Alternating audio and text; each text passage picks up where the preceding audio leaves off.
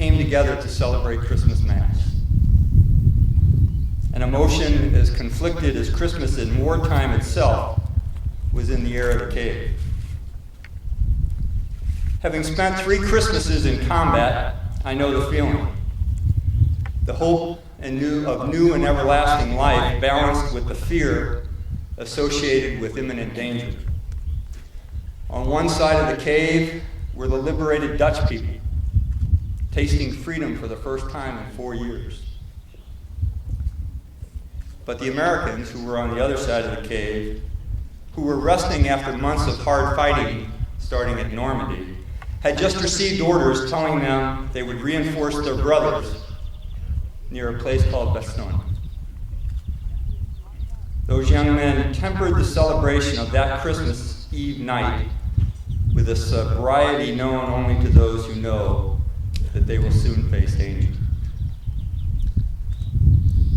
67 years have passed since that Christmas Eve service.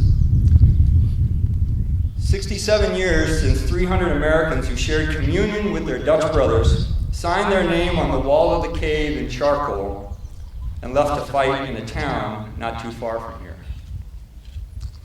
Very few of them would see another Christmas. In the 67 years since, the seeds of hope and joy, planted by those young men and watered with their blood, have been recalled by the Dutch people in that cave on Christmas Eve, year after year. Sue and I learned of that story last Christmas Eve when we took communion at the Deschartres Cave. But before we went to Mass, we came here to this cemetery. On a cold, rainy Christmas Eve afternoon before we went to Mass, when most Europeans are gathering with family, preparing for the Christmas celebrations, we came here. And we did not expect to see what we saw. Arriving just back there in the parking lot, we observed a steady stream of Dutch families, all with flowers and cards, all visiting this cemetery, visiting the graves of Americans they did not know, but whom they had adopted. As we entered the cemetery, we saw an elderly man carefully tending a grave right over there. We stood here and watched him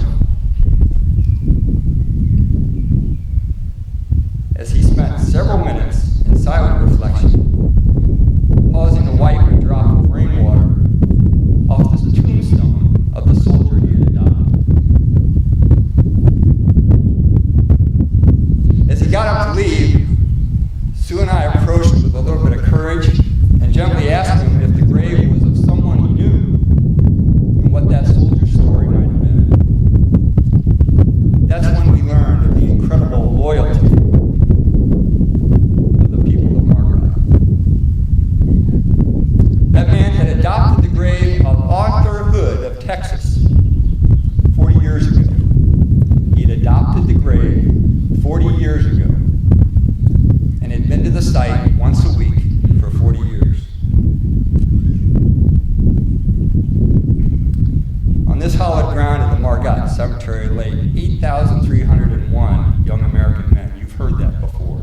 An additional 1,722 are memorialized along the court of honor backed by the reflection pool. And although the American Battle Monuments Commission preserves this sacred place with diligent reverence, and thank you for that, the people of Margraten enliven each of these graves through the blessings of gratitude and a living memorial. It amazed us to find that since this place was established in December 1944, the people of Margraten have taken it upon themselves to adopt these sites to honor these graves. And their only connection is to the soldiers buried there is an eternal gratitude for their individual freedom. You know, when my staff heard I was coming here, one of my colonels wrote me a note about a family member buried here. His uncle, he told me, lies at Margraten. Anton C. Simon, known as Beaner to his family. He was a radio operator killed by a sniper just one heartbreaking month before the war ended. This colonel then told me that a Dutch family named Reinbout, I'm hoping they're here in the crowd, adopted his uncle, looking after his grave, and even hosting his grandmother on the 3 visits that she paid here to Margraten. He asked me if I could give the Reinbout thanks and the people of this town his sincere gratitude. I'm sure that the Reinbouts are just like that elderly man that Sue and I observed over there just last Christmas.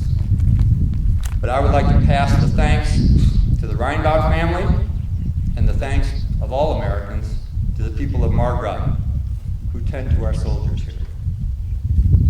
Yours are acts of respect and loyalty learned from fathers and mothers, passed to sons and daughters.